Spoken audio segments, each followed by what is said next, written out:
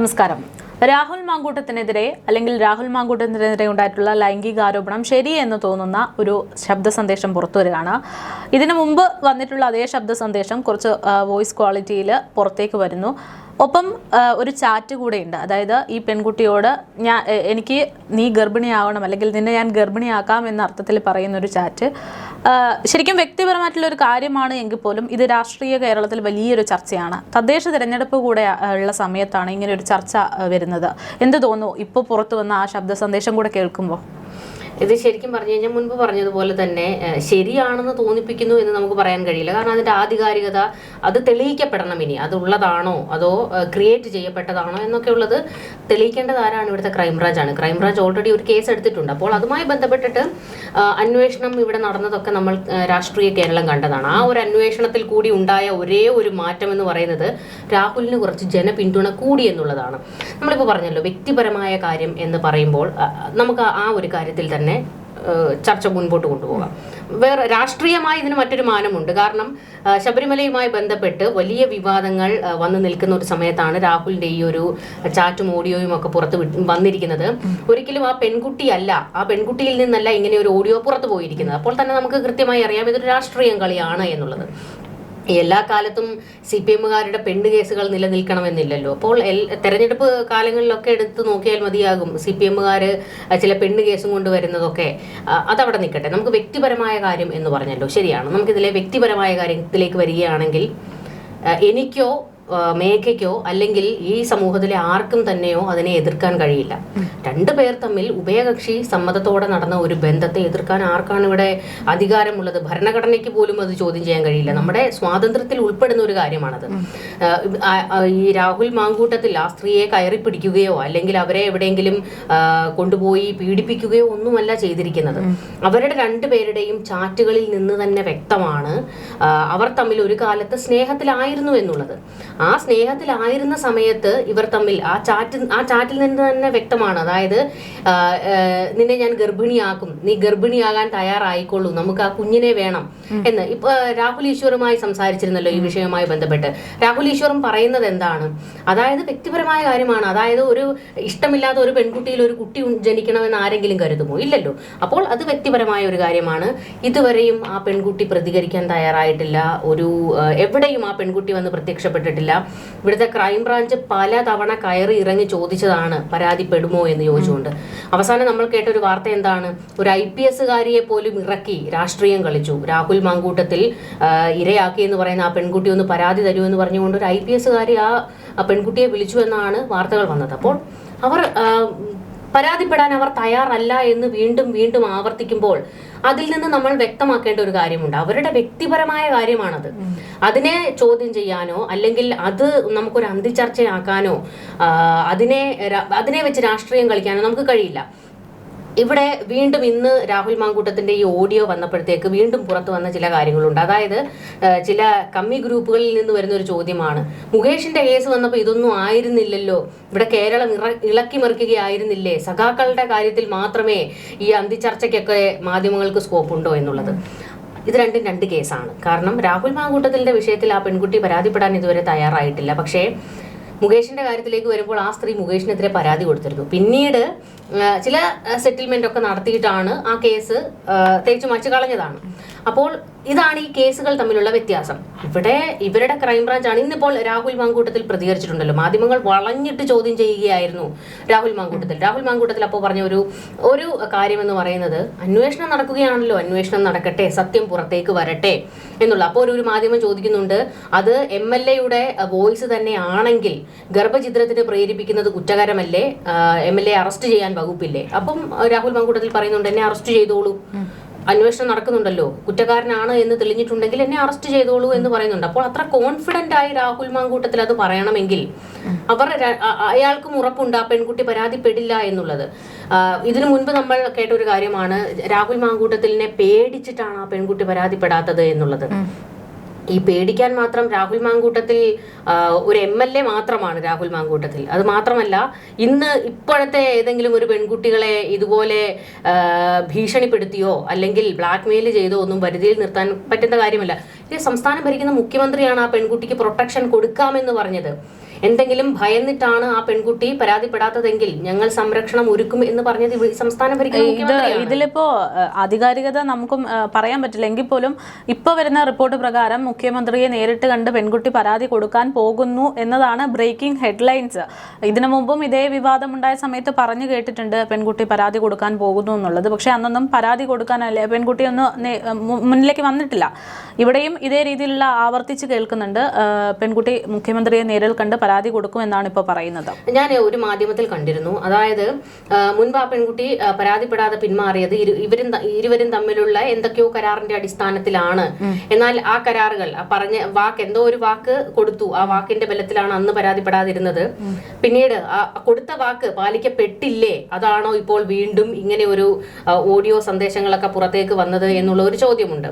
അങ്ങനെയാണെങ്കിൽ തന്നെയും ആ പെൺകുട്ടി പരാതിപ്പെടുകയാണെങ്കിൽ ഇരുവരും തമ്മിൽ നടന്ന ഉഭയകക്ഷി സമ്മതത്തോടെ നടന്ന ലൈംഗിക ബന്ധത്തിൽ പരാതിപ്പെടാൻ കഴിയില്ല. പകരം പരാതിപ്പെടാൻ കഴിയുന്ന ഒരു കാര്യമെന്ന് പറയുന്നത് ഗർഭചിത്രത്തിന് പ്രേരിപ്പിച്ചു എന്നുള്ള കാര്യത്തിലാണ്. അപ്പോൾ അങ്ങനെയാണെങ്കിൽ ആ പെൺകുട്ടി പരാതിപ്പെടട്ടെ. നമ്മൾ പറയട്ടെ, ഇപ്പോൾ നമ്മൾ ഇതിനു മുൻപ് ഈ രാഷ്ട്രീയ കേരളം എത്രയോ പെണ്ണ് കേസുകൾ ചർച്ച ചെയ്തിട്ടുള്ളതാണ്.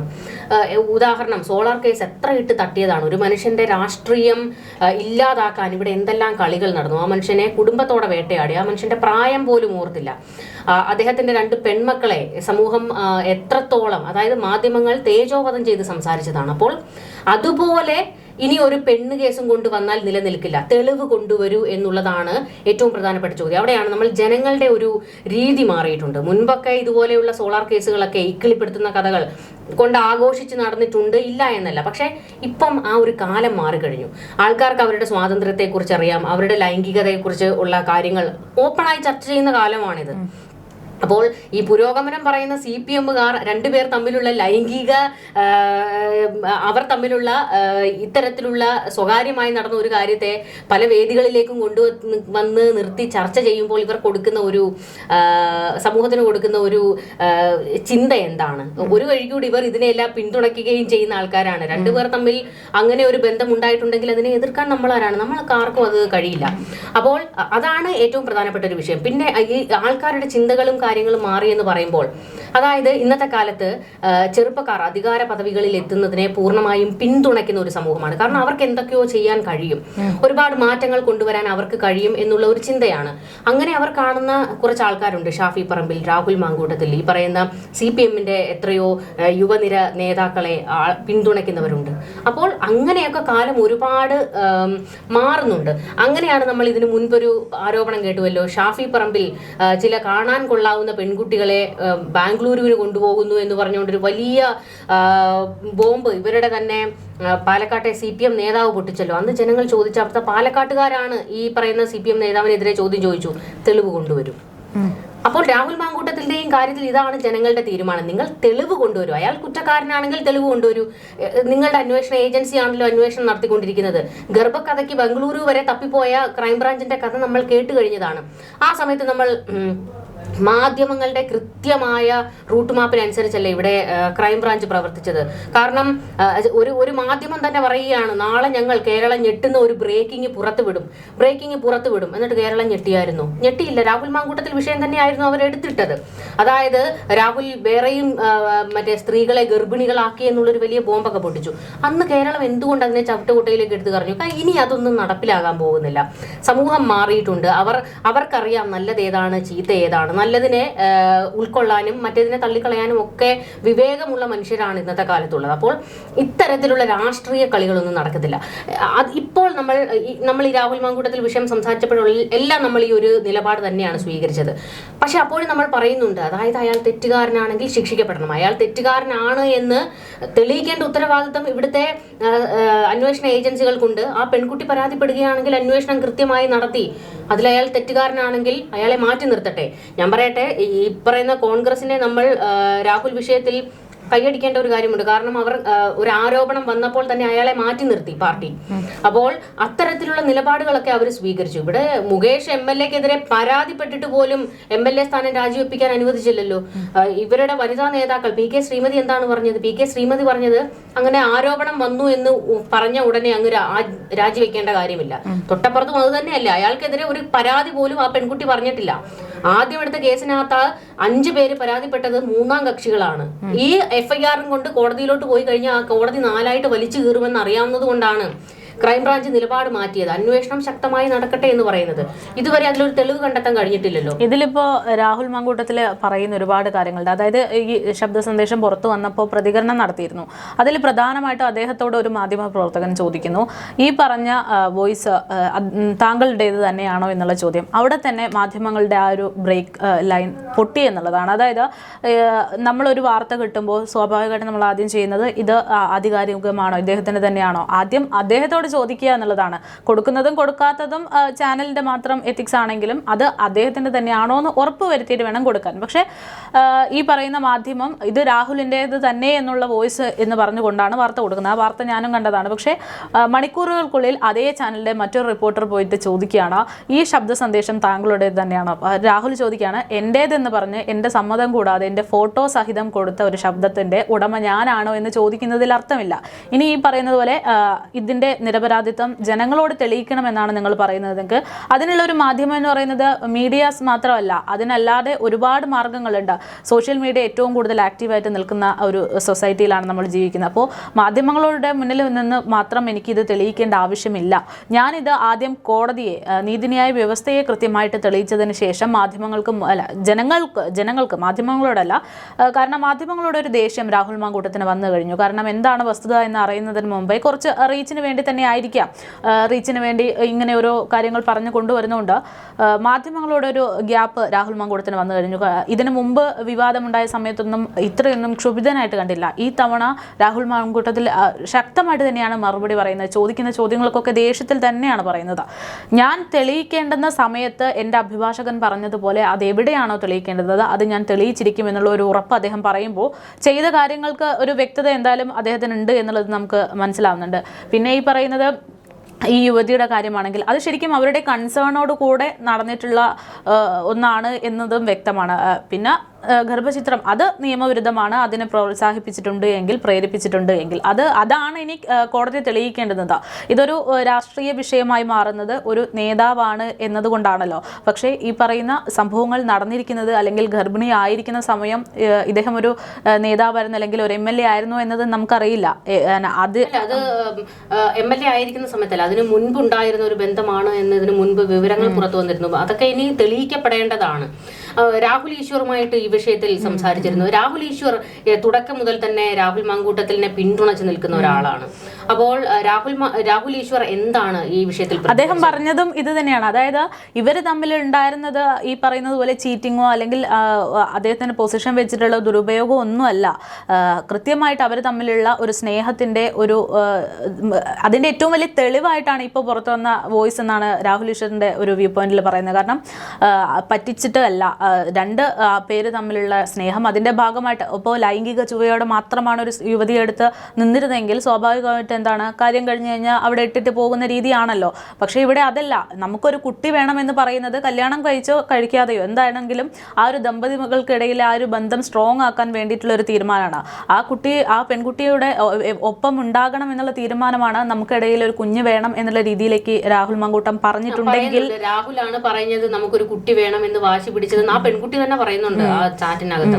അപ്പോൾ അതാണ് ഞാൻ പറഞ്ഞത്, രണ്ട് വ്യക്തികൾ തമ്മിലുള്ള ഒരു അവർ തമ്മിൽ സ്വകാര്യമായി നടന്ന ഒരു വിഷയമാണിത്. അത് ഈ പൊതുമധ്യത്തിലേക്ക് കൊണ്ടുവന്ന് ഇപ്പോൾ ചർച്ച ചെയ്യുന്നതിൽ കൃത്യമായ രാഷ്ട്രീയമുണ്ട്. ശബരിമല തന്നെയാണ് അതിൽ ഏറ്റവും പ്രധാനപ്പെട്ട ഒരു വിഷയം. അത് ഇപ്പോൾ ഈ ഓഡിയോ എവിടെ നിന്ന് പുറത്തു വന്നു എന്നൊക്കെ അറിയുമ്പോൾ തന്നെ അതിലൊരു ക്ലാരിറ്റി വരും. അപ്പോൾ അതാണ് സംഭവിച്ചിരിക്കുന്നത് എന്നുള്ളത് വ്യക്തമായിട്ടുണ്ട്. അതുകൊണ്ട് തന്നെയാണ് ഇന്നിപ്പോൾ രാഹുൽ മാങ്കൂട്ടത്തിന്റെ ഈ ഒരു വാർത്ത വന്നപ്പോൾ ആൾക്കാർ അതിന് താഴെ പറയുന്നുണ്ട്, നിങ്ങൾക്ക് നാണമില്ലേ, മാധ്യമങ്ങൾക്ക് നാണമില്ലേ ഇങ്ങനെ ഒരാളുടെ ഗർഭകഥ പൊക്കിക്കൊണ്ട് നടക്കാൻ എന്നുള്ളൊരു ചോദ്യം മാധ്യമങ്ങൾക്ക് നേരെ വരുന്നത് അതുകൊണ്ടാണ്. ഈ ഗർഭകഥയൊക്കെ ഇട്ട് ഈ പറയുന്ന പോലെ തന്നെ ലൈംഗിക കഥകളൊക്കെ ഇട്ട് ഇക്കിളിപ്പെടുത്തി ഒരാളുടെ രാഷ്ട്രീയ ഭാവി അങ്ങ് തൊലയ്ക്കാമെന്നുള്ളതൊക്കെ കുറച്ച് മുമ്പ് വരെയൊക്കെ നടന്നിരുന്നു. പക്ഷെ ഇനിയുള്ള കാലത്ത് അതൊന്നും നടക്കത്തില്ല. ആൾക്കാർ കൃത്യമായി അന്വേഷിക്കും എന്താണ് അതിന്റെ വസ്തുത എന്നുള്ളത്. തന്നെയല്ല, രാഹുൽ മാങ്കൂട്ടത്തിൽ ഇപ്പോൾ പാലക്കാട് അതിശക്തമായി തന്നെ തെരഞ്ഞെടുപ്പിന്റെ കാര്യങ്ങളിലേക്ക് കടന്നിട്ടുണ്ട്. അങ്ങനെ വീണ്ടും സജീവമായി കഴിഞ്ഞിട്ടുണ്ട്. അങ്ങനെ സജീവമായി നിൽക്കുമ്പോഴാണ് ഇങ്ങനെ ഒരു വിവരം വന്നത്. ഇപ്പൊ നമ്മൾ വീണ്ടും ആവർത്തിച്ചു പറയുകയാണ്, അന്വേഷണം നടക്കട്ടെ. അയാൾ തെറ്റുകാരനാണെങ്കിൽ ഉറപ്പായും ശിക്ഷിക്കപ്പെടുക തന്നെ വേണം. അതിന് ഇവിടെ നിയമവ്യവസ്ഥിതിയുണ്ട്, കോടതികളുണ്ട്. അപ്പോൾ രാഹുലിന് അയാളുടെ ഭാഗത്ത് ന്യായമുണ്ടെങ്കിൽ അയാൾക്കും കോടതിയെ സമീപിക്കാവുന്ന അതുകൊണ്ടാണല്ലോ, ആ ഒരു ഉറപ്പുള്ളത് കൊണ്ടാണല്ലോ അയാൾ അത് സമ്മതിക്കുന്നത്. ഇപ്പോൾ ഈ പെൺകുട്ടി പരാതിപ്പെടാൻ പോകുമെന്നുള്ളതൊക്കെ ചില മാധ്യമങ്ങളിൽ നിന്ന് വന്ന വാർത്തകളാണ്. ഒന്നിനും സ്ഥിരീകരണമില്ല. എന്തായാലും രാഹുലിനെ ഇങ്ങനെ നിരന്തരം വേട്ടയാടുന്നതിലൂടെ രാഹുലിന്റെ തന്നെ മൈലേജ് കൂടുകയാണ് എന്ന് വീണ്ടും വീണ്ടും തെളിയുകയാണ്. സത്യാവസ്ഥ പുറത്തേക്ക് വരട്ടെ, അതുവരെ നമുക്കും കാത്തിരിക്കാം.